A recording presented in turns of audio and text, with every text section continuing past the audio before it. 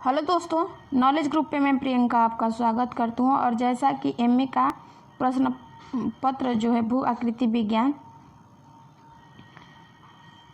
के प्रथम प्रश्न पत्र से संबंधित जो है ये विस्तृत क्वेश्चन है और उससे संबंधित व्याख्या हम आपके लिए लेकर आए हैं। ठीक है दोस्तों, मुझे उम्मीद है कि आपको ये प्रश्न और उत्तर बहुत ज़्यादा पसंद आएंगे। अगर पसंद आए तो आप हमारे चैनल को सब्सक्राइब कर लीजिएगा ताकि इसी तरह के लेटेस्ट वीडियो जो है हम अपलोड करें क्वेश्चन से संबंधित, व्याख्या से संबंधित, तो आपको आसानी से मिल सके। ठीक है दोस्तों, तो दोस्तों हमारा जैसा कि प्रश्न है कि भौतिक भूगोल अध्ययन में भू आकृति विज्ञान के महत्व को स्पष्ट कीजिए। या अथवा करके भी आ सकता है, दूसरे तरीके से क्वेश्चन आपको पूछा जा सकता है।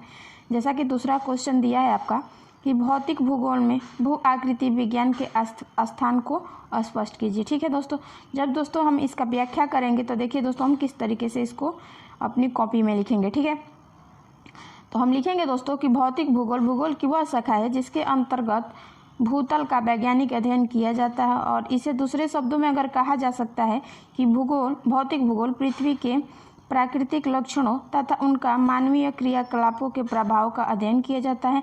और भौतिक भूगोल की विषय सामग्री बहुत व्यापक है, जिसे 3 भागों में यानी स्थल मंडल, जल मंडल और वायुमंडल में विभक्त किया गया है। ठीक है, इनमें से भू आकृति विज्ञान स्थल मंडल से संबंधित है, जहां भौतिक भूगोल में स्थल मंडल के दृश्य स्वरूपों एवं क्रियाओं का अध्ययन किया जाता है। वही भौतिक भूगोल के इस पक्ष और गहन अध्ययन के लिए भू आकृति विज्ञान के रूप में इस शाखा का अभ्युदय का मतलब जन्म हुआ है। ठीक है, और यह केवल दृश्य भूस्वरूप ही नहीं वरना इन भूस्वरूपों की उत्पत्ति कब, किन परिस्थिति और किन किन कारणों के प्रभाव में हुई है का अध्ययन करता है। ठीक है, इस प्रकार भौतिक भूगोल या भू आकृति विज्ञान का एक अति महत्वपूर्ण स्थान है। ठीक है दोस्तों, ये तो इसकी व्याख्या होगी। अब इससे संबंधित और आगे जो आप लिखेंगे अपनी कॉपी में वो लिखेंगे कि भौतिक भूगोल की विषय सामग्री को निम्न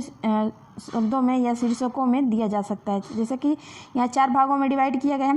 पहले की बात करें तो पहला है दोस्तों वो है पृथ्वी तल के समस्त स्थल खंडों एवं जलाशयों के ऊपरी भाग। दूसरी बात करें तो पृथ्वी तल से कुछ गहराई तक की शैली। तीसरी की बात करें तो पृथ्वी तल से कुछ ऊंचाई तक का वायुमंडल यानी परिवर्तन मंडल की बात। और चौथा बात करें दोस्तों हम आपसे तो वो रहेगा आपका पृथ्वी और उसका सौरमंडल के ग्रह, उपग्रह आदि से संबंधित परिक्रमा या परिभ्रमण। ठीक है, तो ये 4 चीज़ आप अपने कॉपी में बिल्कुल लिखिएगा, क्योंकि अगर आप लिखते हैं तो आपको मतलब ये समझा जाएगा कि हाँ कि आपने भूगोल का स्टडी किया है। ठीक है, अब हम आगे बात करेंगे कि जैसे कि दिया है कि भौतिक भूगोल के अंतर्गत अध्ययन किए जाने वाले उपरोक्त पक्ष भूगोल के प्राकृतिक परिदृश्यों से संबंधित है, जबकि न केवल भूगोल वरना समस्त विज्ञान व साहित्य के अध्ययन का केंद्र बिंदु मानव है। ठीक है, इसलिए भौतिक भूगोल का अध्ययन भी मानवीय दृष्टिकोण को समाहित किए होना चाहिए। और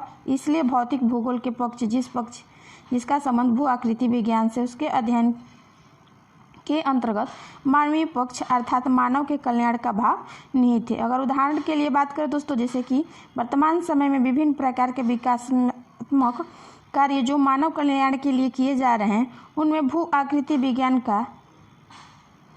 की भूमिका अति महत्वपूर्ण हो गई है। ठीक है, चाहे वह आवागमन मार्गों का हो या रेलवे लाइन आदि से संबंधित हो, अथवा बांध, नहर हो, हवाई अड्डा, बंदरगाह हो आदि के निर्माण से संबंधित हो। बिना भू आकृति विज्ञान के अध्ययन के सफलतापूर्वक एवं लाभदायक दूरगामी परिणाम पूरा नहीं हो सकता। ठीक है, इसलिए भौतिक भूगोल के अध्ययन में भू आकृति विज्ञान का अध्ययन न केवल पूरक का कार्य करता है वरना भौतिक भूगोल के अध्ययन में मानव कल्याण से भी संबंधित पक्ष की सबल और सशक्त बनाता है। ठीक है दोस्तों, अब आगे और लिखेंगे हम आगे लिखेंगे दोस्तों कि भू आकृति विज्ञान ही स्थल मंडल का विज्ञान स्वरूपों का वैज्ञानिक दृष्टिकोण से अध्ययन करता है। इसलिए भू आकृति विज्ञान को भौतिक भूगोल के महत्वपूर्ण स्थान प्राप्त है।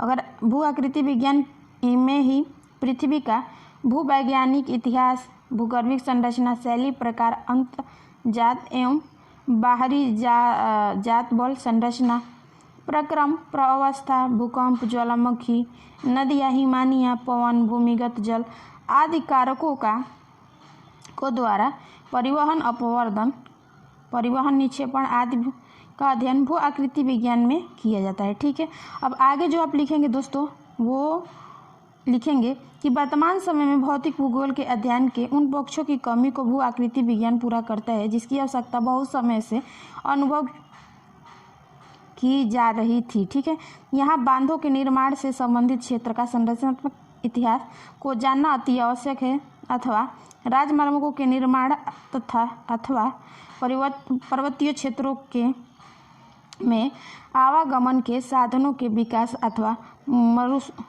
मरु प्रदेशों में सिंचाई आदि की सुविधाओं का विस्तार है।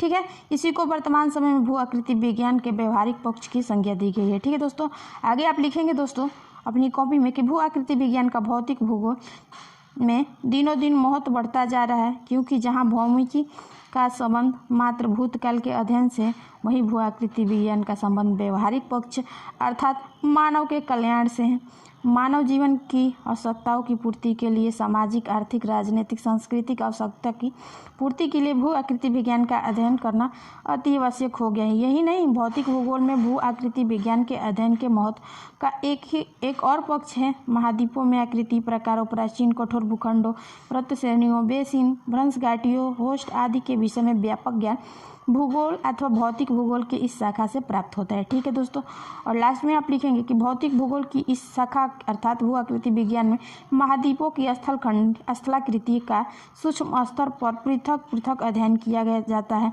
और इसलिए भी भौतिक भूगोल में भू आकृति विज्ञान का स्थान महत्वपूर्ण है। और भू आकृति विज्ञान में महाद्वीपों के स्वरूपों, प्रकारों, पर्वतीय पेटियों, प्राचीन भूखंडों, बेसिन, भ्रंश घाटी या होस्ट का विस्तार से अध्ययन भौतिक भूगोल की इस शाखा में किया जाता है।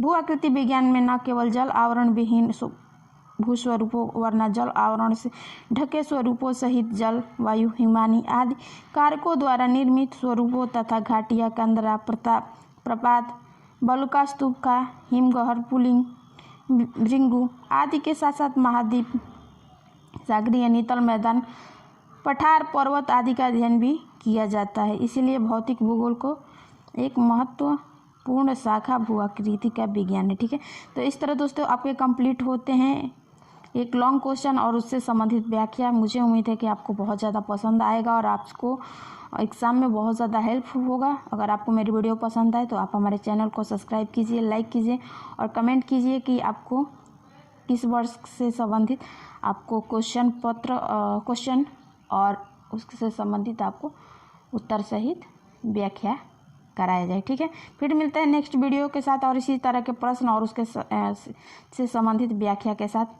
तब तक के लिए धन्यवाद। फिर मिलते हैं दोस्तों, बाय।